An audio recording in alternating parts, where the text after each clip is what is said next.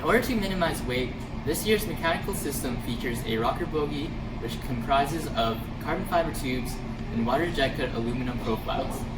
Our chassis uses aluminum extrusions to allow for the quick attachment of modular subsystems such as our science module. And our battery bay uses 3D printed cradles and an adjustable strap for fast and easy battery swaps. Multiple fabrication methods are currently being tested in conjunction with our custom steel mold to prototype different tread geometries in our custom polyurethane tires. The tires are driven by brushless motors coupled to our custom gearboxes, which features a 3.7-to-1 ratio as well as 3D printed housings. This year we designed two custom PCBs, one being the drive board and the other being the low power board. The drive board supplies power to the rest of the Rover through two LiPo battery rails. We use a redundant relay circuit to isolate power from the rest of the Rover, and also have designed a circuit to display the battery status of charge via an LED bar graph on the board. The board has 6 brushless motor drivers to control the drivetrain, and each have the speed controlled by a 12-bit resolution I2C DAC. Our other board is our low power board. The low power board has 3 buck converters that regulates a 5-volt, 12-volt, and 24-volt rail at greater than 92% efficiency. The outputs of these rails are supplied to other subsystems and are current and voltage protected via an e-fuse. So this year the robot arm utilizes 6 degrees of freedom, powered by 7 motors, 2 of which are connected to linear actuators that lift the majority of the arm. The gripper has a scissor design that operates a lead screw.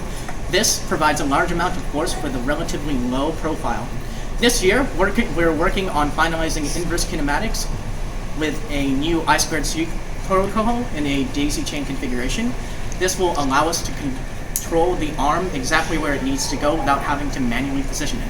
We are also working on making new simulations of the arm system on Gazebo, which will allow us to prototype and test new arm designs and control code base with high precision physics simulations before putting them into production. We are using ROS Melodic to handle communication between all major software subsystems of the Rover. The Rover's onboard computer, NVIDIA Jetson TX2, launches a master node, which allows the ROS nodes on the Rover and the ground station to communicate with one another. In our system, we have nodes for GPS and map, controls, camera, and air tag detection. For command and control, a PS3 controller interfaced with PS3 Joy provides input to the system, allowing smooth turns and accelerations. A scaled-down version of the autonomy system will run during operation, providing localization, mapping, and visualization feedback from the RGB-D camera from the Rover. The autonomy system uses an Intel RealSense RGB-D camera to detect AR tag waypoints and perform SLAM using RTAP map. This data is combined with odometry, GPS coordinates, IMU readings, and known waypoint locations to form a local and global map for computing a traversal path and avoiding obstacles. Both a plan generated by RTAP map and a potential field-based path are generated with a path tracking system designed to minimize tangential and angular error, sending velocity values to the wheels. The science challenge this year was to detect for signs of life in situ on both rock and soil samples.